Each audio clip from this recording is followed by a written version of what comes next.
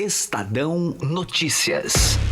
Em 2001, quando fundamos a XP Investimentos, a economia não ia bem. Tivemos até que vender o carro para não fechar a empresa. Com muito trabalho, agora somos uma das maiores instituições financeiras do país. Aquele carro ainda vai levar a gente muito longe. Para os que acreditam no impossível, nós somos a XP Investimentos. Acredite, xp.com.br.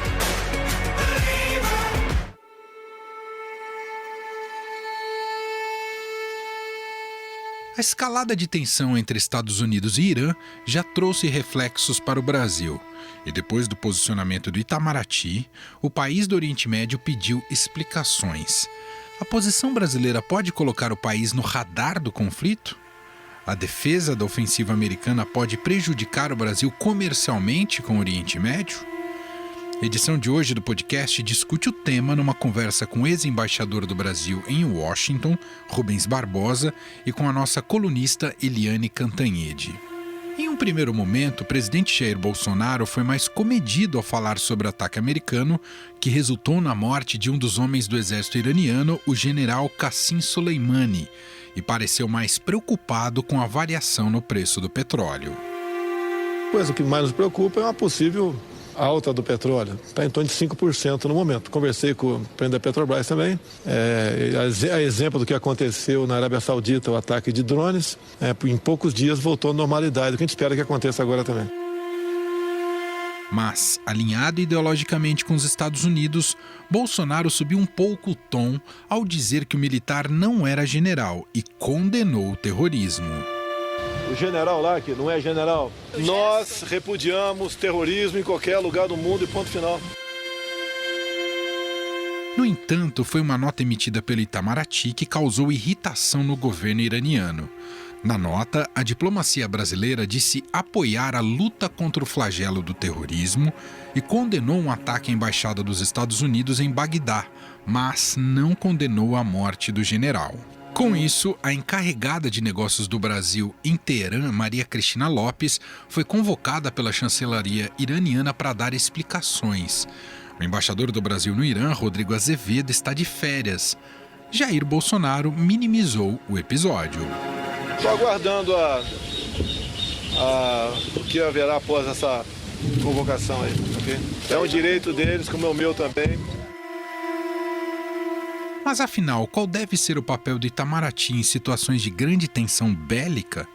Sobre essa questão, fomos atrás do ex-embaixador do Brasil em Washington, Rubens Barbosa, sobre a posição tomada pelo país. Tudo bem, embaixador? Obrigado por nos atender. Obrigado.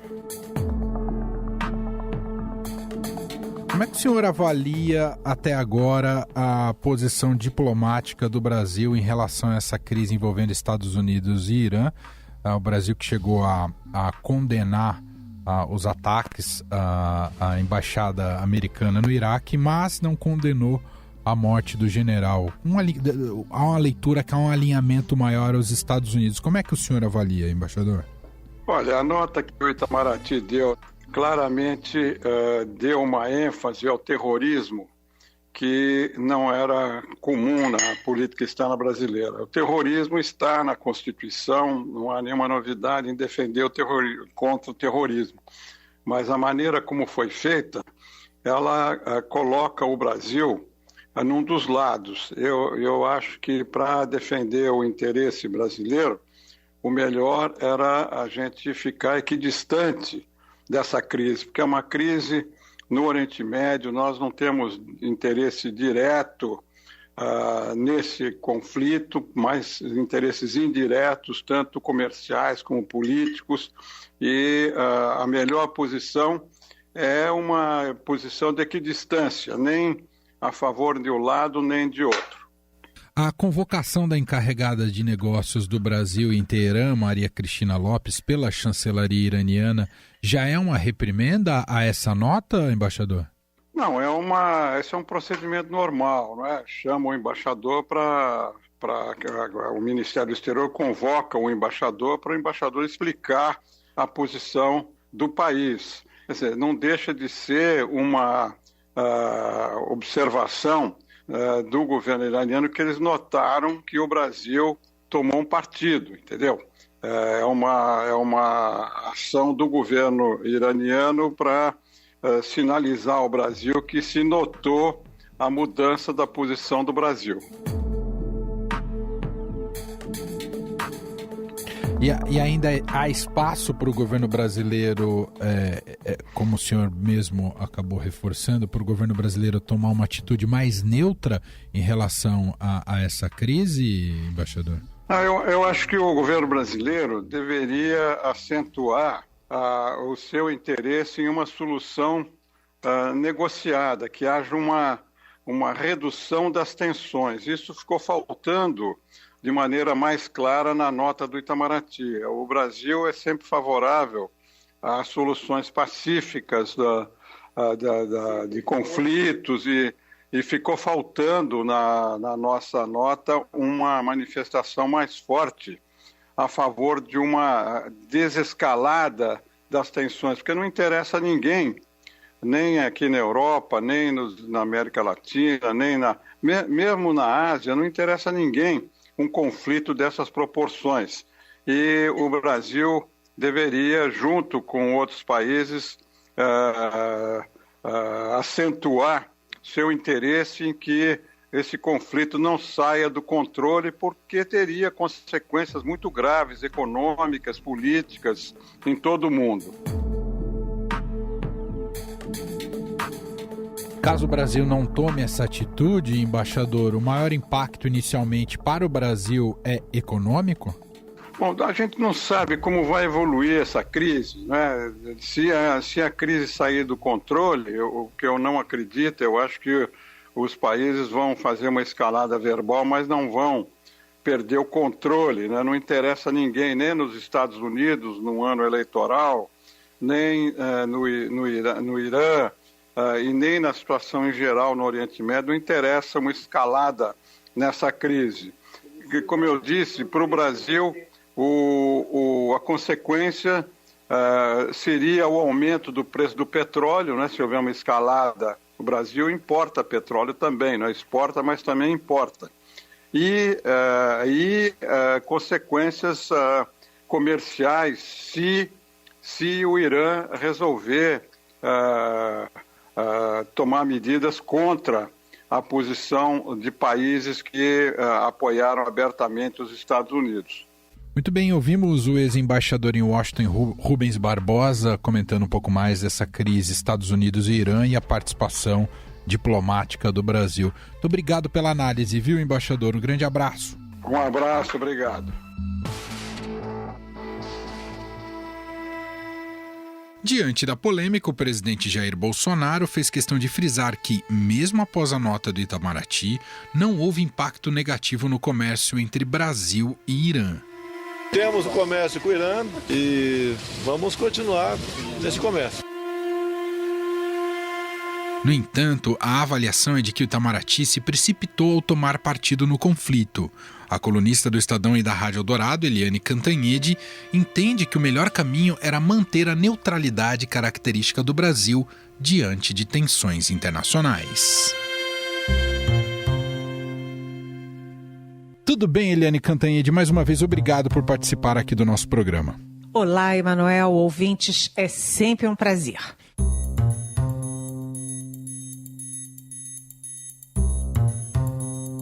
Eliane, começando justamente pelo posicionamento de Itamaraty, como é que você observou?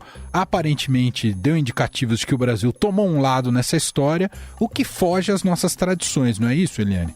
Exatamente, Emanuel. Se a gente pegar toda a história, toda a tradição da política externa brasileira, isso eu estou falando lá desde o ex-presidente Geisel, desde o ex-presidente Figueiredo, ainda na ditadura militar, e depois ao longo de todo o processo de redemocratização, o Brasil tem uma política externa bastante cautelosa, bastante independente, sem alinhamentos automáticos. E dessa vez o Brasil está tomando uma posição. Na nota que foi discutida ao longo de toda sexta-feira pelo presidente Jair Bolsonaro com a diplomacia, com os militares, o presidente acabou apoiando uma nota que é francamente, claramente defendendo os Estados Unidos.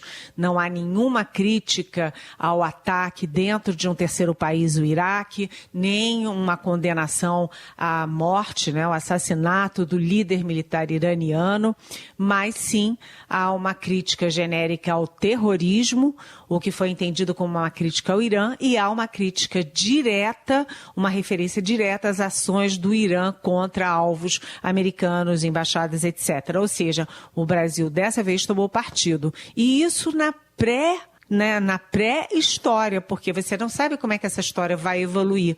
O grande temor é que, se houver uma evolução ruim para uma guerra, alguma coisa, que os Estados Unidos exijam não só um posicionamento teórico, mas até uma ação prática do Brasil. E aí, como é que fica?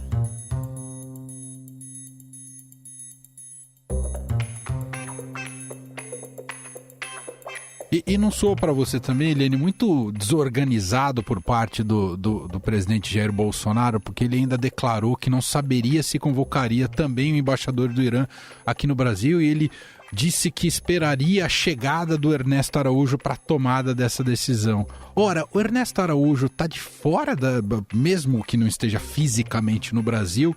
O chanceler nesse momento não precisaria estar à frente dessas decisões, Eliane? Com certeza, absoluta certeza. Mas o presidente Jair Bolsonaro, lembra que ele falava da economia, que tinha o posto Ipiranga, que ele não entendia nada de economia, e tinha o posto Ipiranga, que era o Paulo Guedes, que veio a ser o ministro superpoderoso da economia.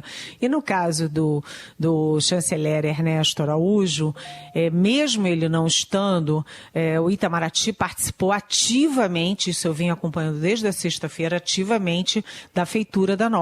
Mas a gente sabe que a diplomacia, no caso do governo Bolsonaro, ela não é decidida pelo Ernesto Araújo. O Ernesto Araújo é uma peça, mas os filhos do presidente têm muita influência na área externa. O Eduardo Bolsonaro, que é deputado, inclusive, teve aquela situação muito polêmica, digamos assim, do presidente Bolsonaro indicar o próprio filho para ser embaixador do Brasil em Washington. Então, o Eduardo Bolsonaro, os filhos do Bolsonaro apitam muito. Os generais também apitam muito. E, nesse caso, eu até vou te dizer que é bom que eles apitem, porque os generais têm uma postura bastante equilibrada, bastante cautelosa em relação à política externa.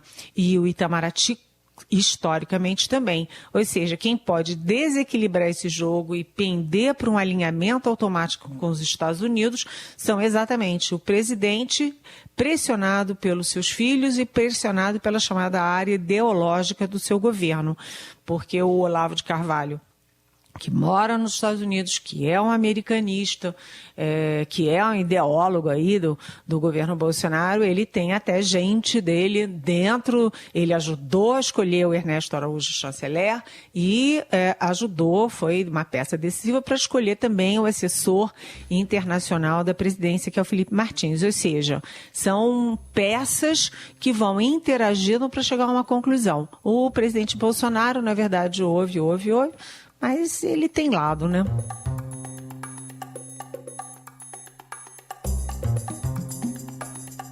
Eliane, queria aproveitar a sua participação e colher um pouco mais da análise internacional. Você fez uma coluna muito interessante nessa terça-feira no Estadão, falando um pouco mais do que você cunhou de tragédia moderna da relação dos Estados Unidos ali com o Iraque.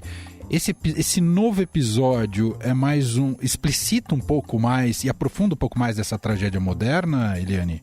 É uma tragédia moderna, Emanuel, sabe por quê? Você tem, desde 1945, a ONU, a Organização das Nações Unidas, que dá ordem, cria regras para a convivência internacional entre países, entre comunidades, entre nações.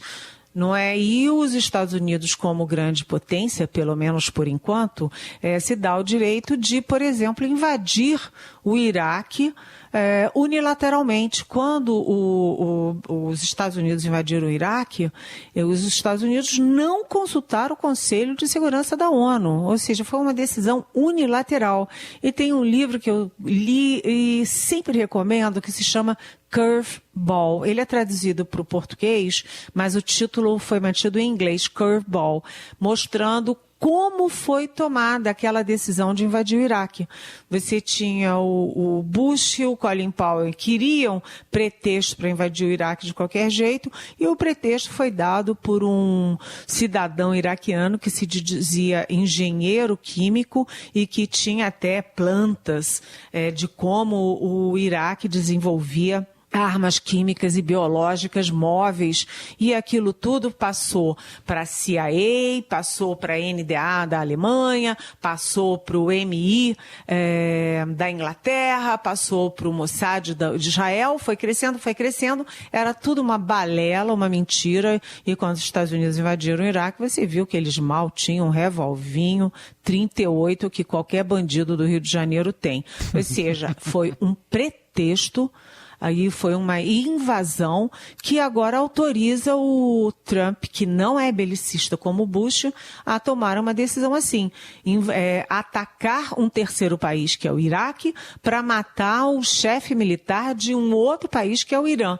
Ou seja, são decisões unilaterais que tiram as regras da convivência internacional, esvaziam, enfraquecem a ONU e, ao mesmo tempo, criam uma sensação de anarquia nas relações. Tanto que você vê agora a OTAN apoiando os Estados Unidos, você tem a China e a Rússia condenando os Estados Unidos e a Europa tentando manter uma neutralidade para se colocar como ator de mediação nesse conflito.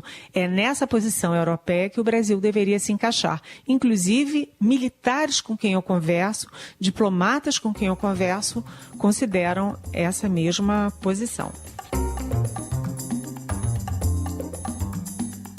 Muito interessante, porque aí está a grande gravidade da coisa, né, Eliane? Ora, se os Estados Unidos, por essa suposta autonomia para valer uma supremacia, atacam como bem querem, por que eles não poderão fazer isso em outro país? É um pouco isso, Eliane?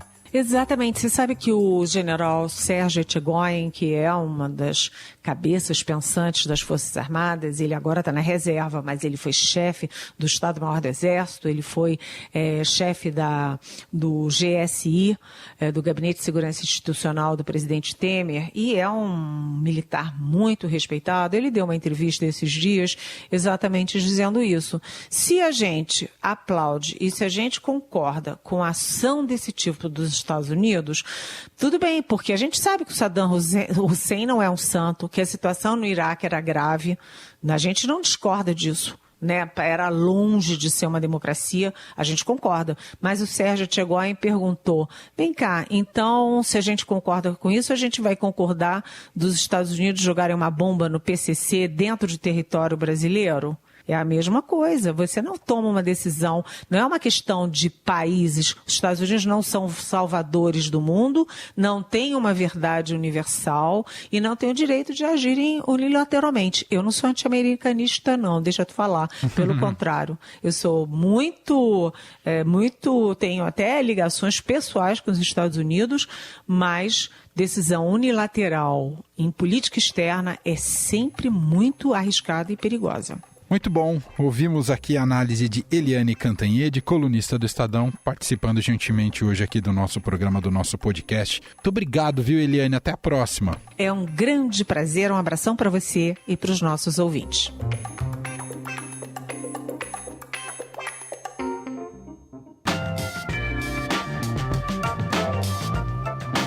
O Estadão Notícias desta quarta-feira vai ficando por aqui. Contou com a apresentação minha, Emanuel Bonfim, produção de Gustavo Lopes e montagem de Nelson Volter. O diretor de jornalismo do Grupo Estado é João Fábio Caminoto. Mande seu comentário e sugestão para o e-mail podcast@estadão.com.